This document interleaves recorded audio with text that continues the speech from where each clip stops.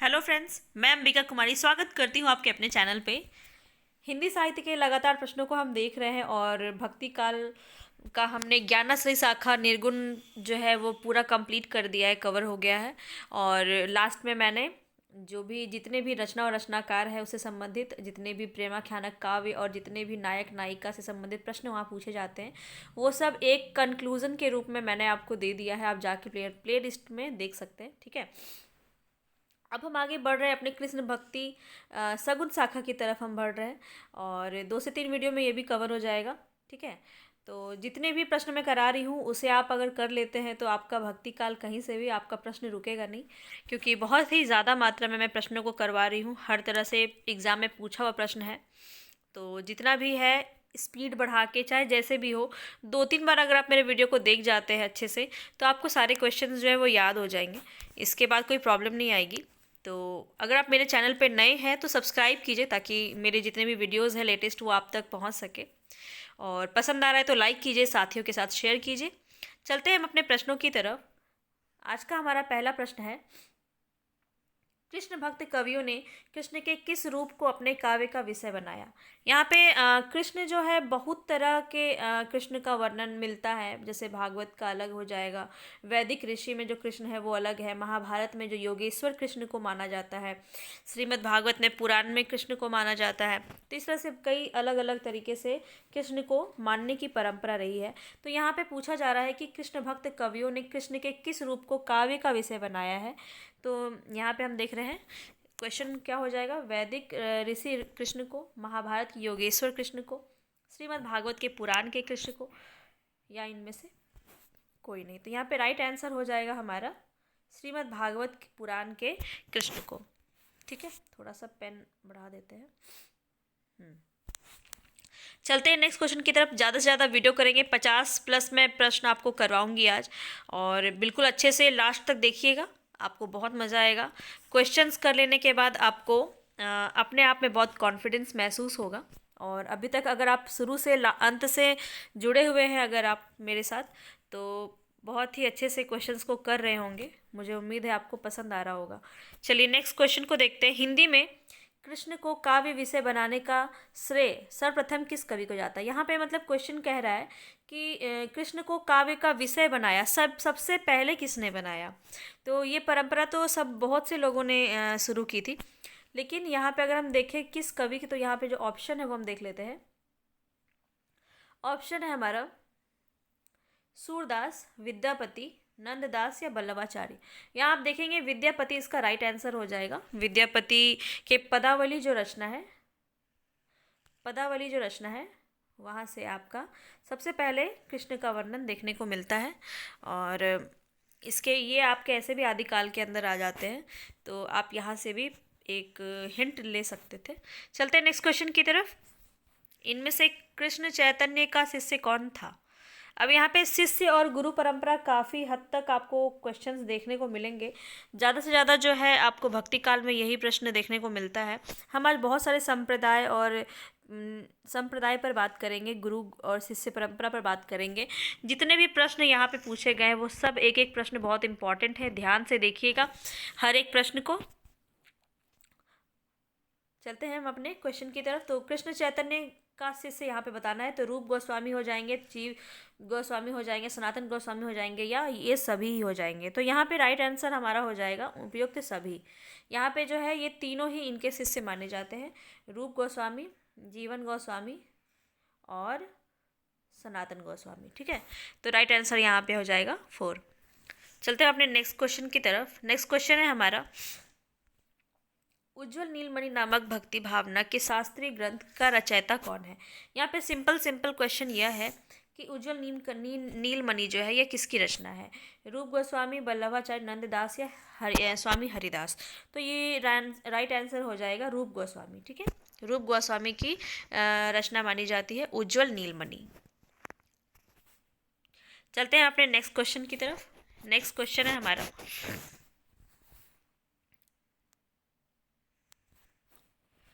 पहला 5वां क्वेश्चन हम देखेंगे। कृष्ण को रस रूप में तथा राधा को रति के रूप में किस संप्रदाय में माना गया है। यहाँ पे क्वेश्चन को ध्यान से समझेंगे। कृष्ण को रस के रूप में, राधा को रति के रूप में किस संप्रदाय के अंतर्गत माना गया है? तो यहाँ पे क्या हो जाएगा? चैतन्य संप्रदाय, वैष्णव सहजिया संप्रदाय, निम्बार्क संप्रदाय या राधा बल्लभ संप्रदाय। यहाँ पे राइट आंसर हो जाएगा हमारा वैष्णव सहजिया संप्रदाय। ठीक है, चलते हैं नेक्स्ट क्वेश्चन की तरफ। तथ्यात्मक प्रश्न है, बहुत ज़्यादा डिस्कशन करने वाली चीज़ ये नहीं है। इसको आप 2 से 3 बार ज़रूर देख लें, स्पीड बढ़ा के देख लें, ताकि आपका हर एक क्वेश्चन आपको याद हो जाए, कवर हो जाए। ठीक है, राधा बल्लभ संप्रदाय का प्रवर्तन किसने किया? हित हरिवंश, बल्लभाचार्य, विष्णु स्वामी या निम्बार्काचार्य। तो यहाँ पे राइट आंसर क्या हो जाएगा हमारा? हित हरिवंश। ठीक है, हित हरिवंश हमारा राइट आंसर हो जाएगा। राधा बल्लभ संप्रदाय के प्रवर्तक माने जाते हैं हित हरिवंश। राधा बल्लभ हित हरिवंश। चलते नेक्स्ट क्वेश्चन की तरफ। किस संप्रदाय के प्रवर्तक चैतन्य महाप्रभु थे? गौड़ी संप्रदाय, हरिदासी संप्रदाय, बल्लभ संप्रदाय या सखी संप्रदाय।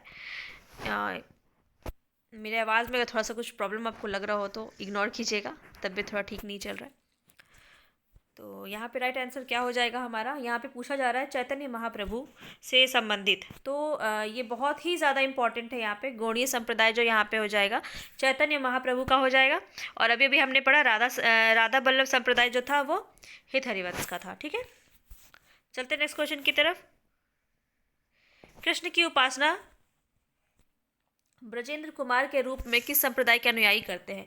देखिए, शुरुआत में ही मैंने आपको बताया कि कृष्ण के अनेकों रूप का लोगों ने उनके अनुयायी बने, उनके भक्ति की, उनके रूप में काव्य रचना की। ठीक है, तो यहाँ पे पूछा जा रहा है कि कृष्ण की उपासना ब्रजेंद्र कुमार के रूप में किस संप्रदाय के अनुयायी मानते हैं? तो यहाँ पे राइट आंसर क्या हो जाएगा? सखी संप्रदाय, चैतन्य, निम्बार्क या राधा बल्लभ संप्रदाय। यहाँ पे राइट आंसर हो जाएगा चैतन्य संप्रदाय। ठीक है, चैतन्य संप्रदाय यहाँ पे राइट आंसर हो जाएगा। चलते हैं नेक्स्ट क्वेश्चन की तरफ। बल्लभाचार्य ने किस दार्शनिक मत का प्रतिपादन किया? पहले भी ये प्रश्न हम कर चुके हैं, आपको अब तक तो आ ही रहा होगा ये क्वेश्चन। द्वैतवाद किसका था? मध्वाचार्य। अद्वैतवाद किसका था? शंकराचार्य। शुद्धाद्वैतवाद किसका था? बल्लभाचार्य। और द्वैताद्वैतवाद निम्बार्काचार्य। तो यहाँ पे राइट आंसर हो जाएगा शुद्धाद्वैतवाद, जो हो जाएंगे हमारे बल्लभाचार्य। इनका दार्शनिक मत शुद्धाद्वैतवाद था। नेक्स्ट क्वेश्चन की ओर चलते हैं। नेक्स्ट क्वेश्चन है हमारा, पुष्टि मार्ग के प्रवर्तक आचार्य कौन थे? निम्बार्क, बल्लभ, हरिदास या विष्णु स्वामी। पुष्टि मार्ग के प्रवर्तक की बात की जा रही है, तो अगेन हमारा आंसर हो जाएगा बल्लभ। ठीक है, बल्लभ दास यहाँ पे हमारे राइट आंसर हो जाएंगे, बल्लभाचार्य। नेक्स्ट क्वेश्चन पे चलते हैं। इनमें से बल्लभाचार्य के शिष्य कौन से कृष्ण भक्त कवि थे? अब देखिए यहाँ पे क्या पूछा जा रहा है कि बल्लभाचार्य के शिष्य की क्वेश्चन में पूछा जा रहा है। जैसा कि हम सभी जानते हैं कि अष्टछाप में कुल 8 कवियों का वर्णन है, जिसमें 4 शिष्य जो है वो बल्लभाचार्य के हैं और चार शिष्य जो है वो विट्ठलनाथ के हैं। तो यहाँ पे देखिए जो 3 यहाँ पे बहुत ही ये इंपॉर्टेंट क्वेश्चन है, आपको याद भी हो जाएगा। चित स्वामी, गोविंद स्वामी और नंददास, ये तीनों किसके थे? विट्ठलनाथ के थे। ठीक है, ये तीनों किसके थे? विट्ठलनाथ के थे। तो यहाँ पे राइट आंसर हो जाएगा हमारा कुंभन दास। कुंभन दास किसके थे? बल्लभाचार्य के शिष्य माने जाते थे और कृष्ण भक्त कवि तो थे ही।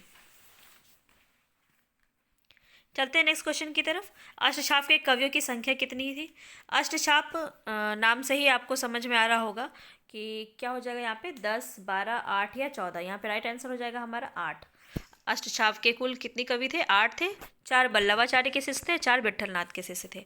चलते हैं नेक्स्ट क्वेश्चन की तरफ। नंददास को अष्टछाप में किसने दीक्षा दी? ठीक है, दीक्षित किसने किया? नंददास को पूछा जा रहा है। ठीक है, तो अभी अभी मैंने आपको बताया नंददास के कौन हो जाएंगे? विट्ठलनाथ हो जाएंगे। ठीक है, चलते हैं नेक्स्ट क्वेश्चन की तरफ।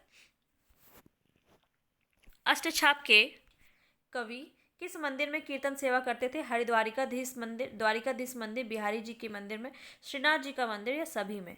तो यहाँ पे राइट आंसर हो जाएगा श्रीनाथ जी के मंदिर में। बल्लभाचार्य ने जो है सूरदास को यह मतलब इसका कार्यभार सौंपा था। श्रीनाथ जी का मंदिर में वो क्या करते थे? कीर्तन सेवा क्या करते थे। ठीक है, चलते हैं नेक्स्ट क्वेश्चन की तरफ। अष्टछाप की स्थापना कब हुई थी?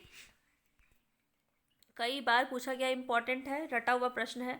1565 ईस्वी में इसकी रचना की थी। किसने की थी? अष्टछाप की स्थापना किसने की थी अगर पूछा जाए तो विट्ठलनाथ ने की थी। ठीक है, और इसमें कई बार मैं बता चुकी हूँ, वल्लभाचार्य और विट्ठलनाथ के 4 शिष्य इसमें शामिल थे। चलते हैं नेक्स्ट क्वेश्चन की तरफ। सूरदास किसके शिष्य थे? सूरदास किसके शिष्य थे? वल्लभाचार्य, गोसाई विट्ठलनाथ, नंददास या मध्वाचार्य? तो यहाँ पे राइट आंसर हो जाएगा वल्लभाचार्य। वल्लभाचार्य के शिष्य थे सूरदास। ठीक है, विट्ठलनाथ और वल्लभाचार्य ये दो हमारे छाप के शिष्यों में आते हैं। चलते हैं नेक्स्ट क्वेश्चन की तरफ। गोसाई विट्ठलनाथ ने पुष्टि मार्ग को जहाज किसे कहा था? वल्लभाचार्य को, सूरदास को, नंददास को या चित्तस्वामी को? जब पूछा जाए कि पुष्टि मार्ग किसका मत था या किसने इस मार्ग को चुना था, पुष्टि मार्ग, तो वो तब हो जाएंगे हमारे वल्लभाचार्य। लेकिन यहाँ पे पूछा जा रहा है पुष्टि मार्ग का जहाज किसे कहा जाता है, तो हमारा राइट आंसर हो जाएगा सूरदास। ये दोनों क्वेश्चन दो अलग अलग क्वेश्चन है, इसको ध्यान में रखेंगे। चलते हैं नेक्स्ट क्वेश्चन की तरफ। भक्तमाल की रचना किसने की थी? बहुत ही इंपॉर्टेंट क्वेश्चन है, बार बार पूछा जाता है ये। गोकुलनाथ, नाभादास, हरिराय या वल्लभाचार्य? तो यहाँ पे राइट आंसर हो जाएगा नाभादास। भक्तमाल की रचना किसने की थी? नाभादास ने की थी। भक्त जो है दास है, भक्त जो है दास है और नभ में शीश नवाता है।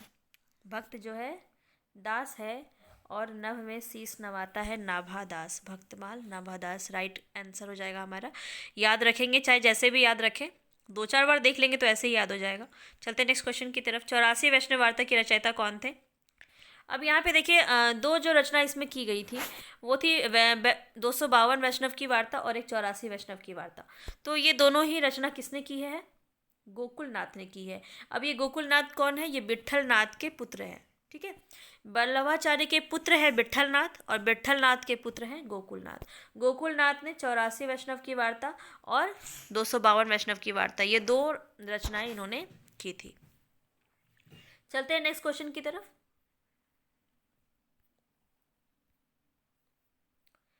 नेक्स्ट क्वेश्चन है हमारा, ब्रजभाषा किस काव्य में सूरदास के उपरांत किस कवि को सर्वाधिक प्रतिभाशाली एवं विद्वान माना गया?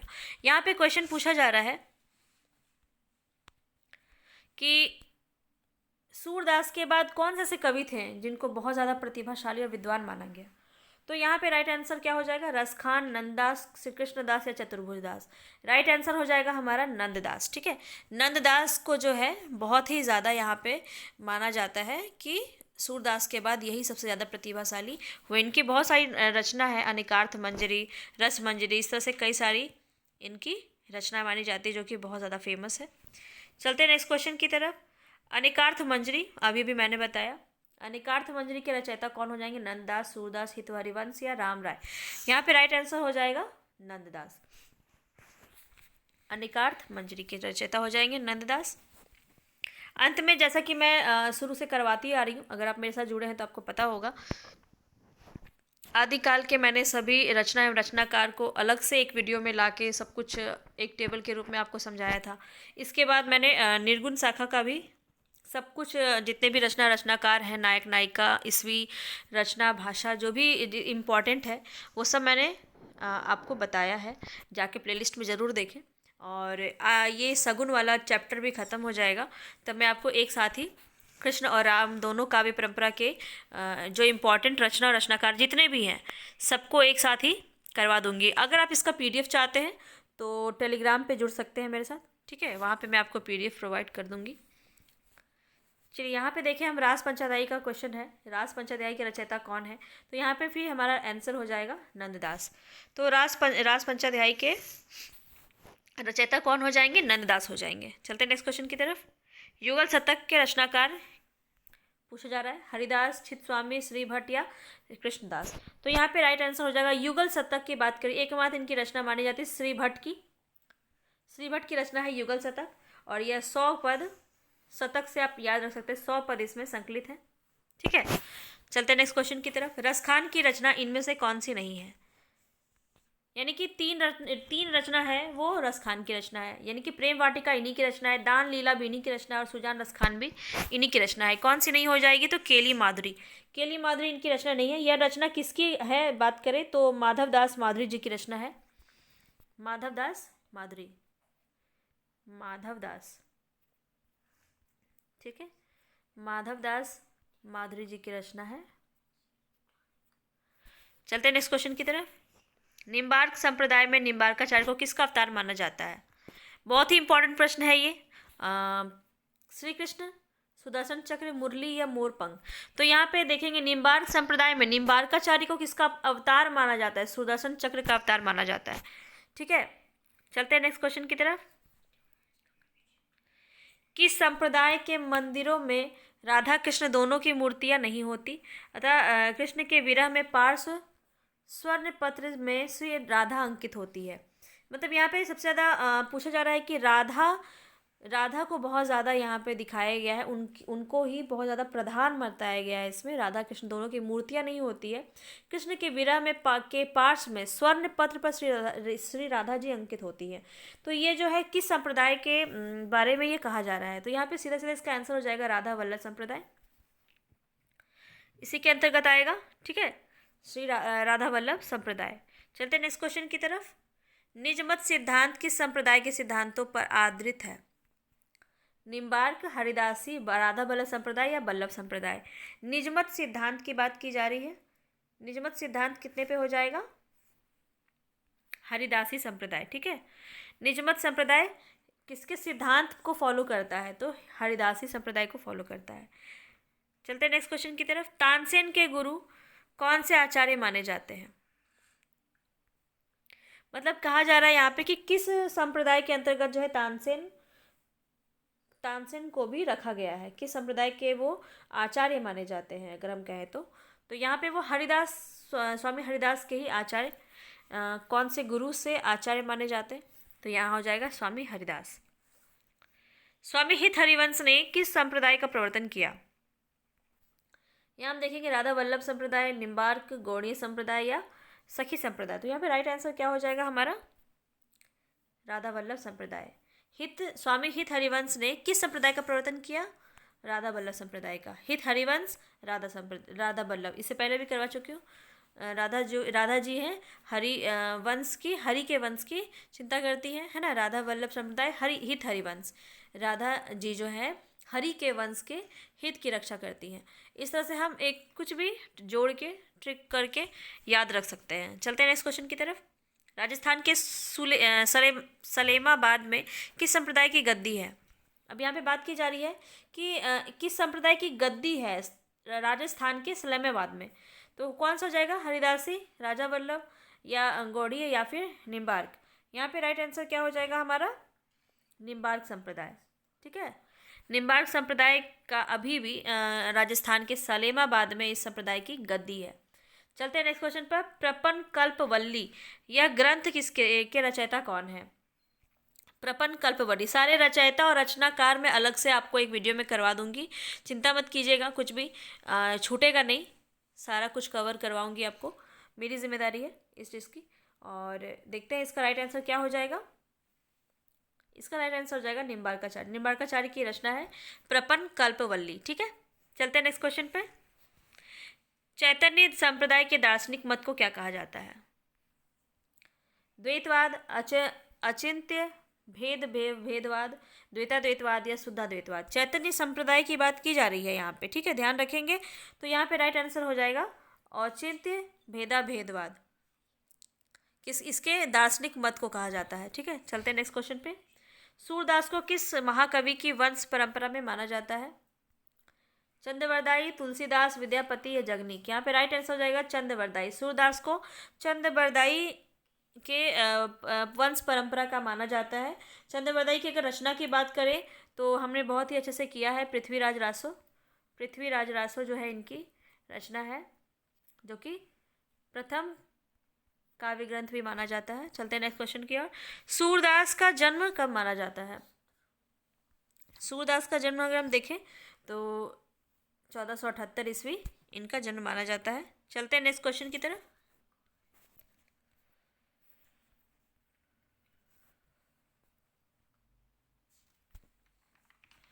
जनश्रुतियों के आधार पर किस कवि को तुलसीदास का भाई माना जाता है? जनश्रुति मतलब लोगों के द्वारा सुना गया है ऐसा, कि कौन से ऐसे कवि हैं जो तुलसीदास के भाई माने जाते हैं? सूरदास, नंददास, हित हरिवंश या ध्रुवदास? तो यहाँ पे राइट आंसर हो जाएगा नंददास। ठीक है, नंददास को तुलसीदास का भाई माना जाता है। चलते हैं नेक्स्ट क्वेश्चन की तरफ। नंददास कहाँ के मूल निवासी थे? तो नंददास कहाँ के मूल निवासी थे?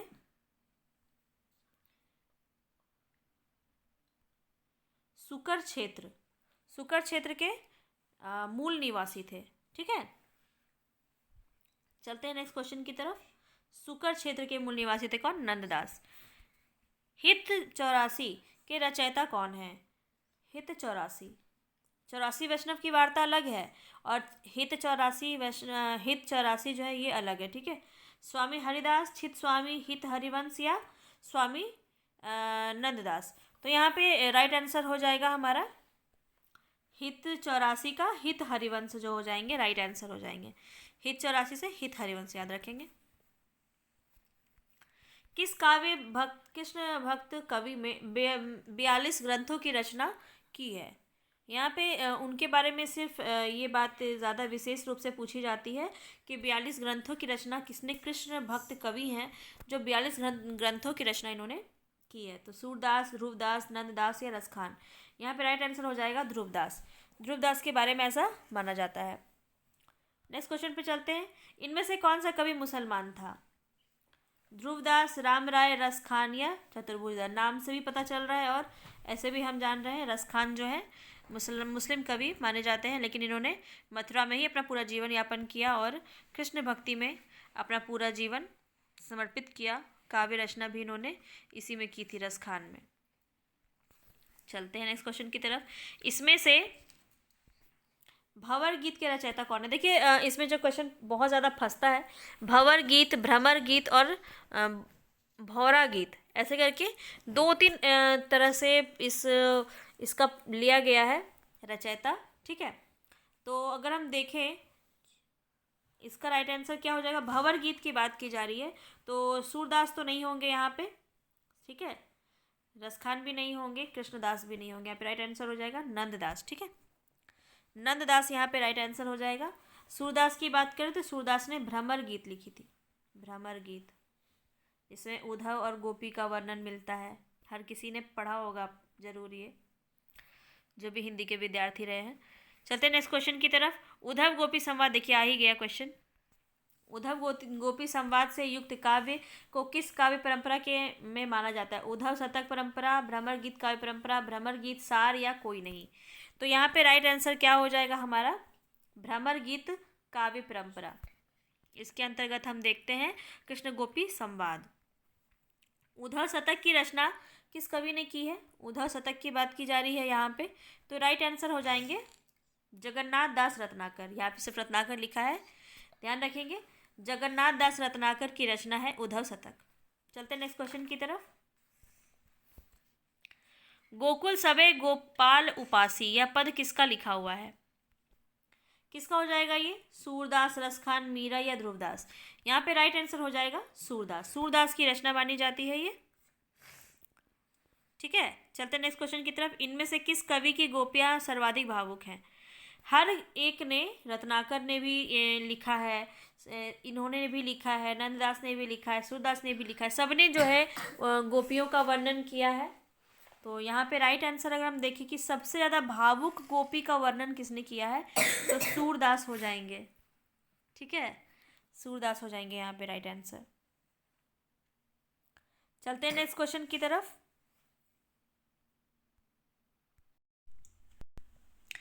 अब यहाँ हम देखें नेक्स्ट क्वेश्चन है हमारा, निर्गुण कौन देश को वासी पद में किसका खंडन किया गया है? सगुणोपासना, निर्गुणोपासना, भक्ति भावना या प्रेम भावना। यहाँ पे कहा जा निर्गुण कौन देश को वासी, यानी कि ये जो अगर हम कहें कथन किसका है, तो गोपियों का कथन है। जब उद्धव जो है उनको निर्गुण का पाठ पढ़ाने जाते हैं तो वही बोलती हैं वो कि निर्गुण किस देश के वासी, हम तो किसी निर्गुण को नहीं जानते। तो उन्होंने क्या, किसका खंडन किया है? यहाँ पे निर्गुण उपासना का खंडन उन्होंने किया है। तो यहाँ पे राइट आंसर हो जाएगा निर्गुण उपासना। नेक्स्ट क्वेश्चन पे चलते हैं। वात्सल्य एवं श्रृंगार का सम्राट किस कवि को कहा जाता है? वात्सल्य और श्रृंगार का वर्णन सबसे सर्वाधिक अगर देखा जाए तो कौन है? सूरदास। सूरदास ने कृष्ण के बाल लीलाओं का, यशोदा और कृष्ण के वात्सल्यता का वर्णन बहुत ही अच्छे ढंग से किया है। तो इस तरह से हम देखें तो यहाँ पे राइट आंसर सूरदास हो जाएगा। नेक्स्ट क्वेश्चन पे चलते हैं। साहित्य लहरी के रचयिता कौन है? साहित्य लहरी 3 रचना जो है इनकी बहुत ज़्यादा फेमस है सूरदास की। सुरसागर, साहित्य लहरी और सुरसारावली। यहाँ पे राइट आंसर हो जाएगा सूरदास। साहित्य लहरी के रचयिता कौन हो जाएंगे? सूरदास। सूरदास के दृष्टकूट पद किस ग्रंथ में संकलित हैं? किसमें हो जाएगा? सुरसागर में, सुरसारावली में, साहित्य लहरी में, इनमें से कोई नहीं। यहाँ पे राइट आंसर हो जाएगा साहित्य लहरी। साहित्य लहरी में सुरसागर के सूरदास के दृष्टकूट पद ग्रंथ में संकलित हैं। ठीक है, चलते हैं नेक्स्ट क्वेश्चन पे। सूरदास का जन्म डॉक्टर नगेंद्र के अनुसार क्या माना गया है? तो देखिए, जो भी वार्ता के कवि थे, और जैसे नगेंद्र हो गए वार्ता के कवि, 252 वैष्णव की वार्ता, 84 वैष्णव की वार्ता, इन सभी चीज़ों में जो वर्णन किया गया है वो क्या किया गया है, वही यहाँ पे पूछा जा रहा है। तो सी ही यहाँ पे हम देखते हैं। जैसे कई लोग हैं जो रुनकता भी मानते हैं, लेकिन यहाँ पे डॉक्टर नगेंद्र के अनुसार पूछा जा रहा है, तो यहाँ पे सी ही जो है वो राइट आंसर हो जाएगा। आज का हमारा अंतिम प्रश्न देखते हैं।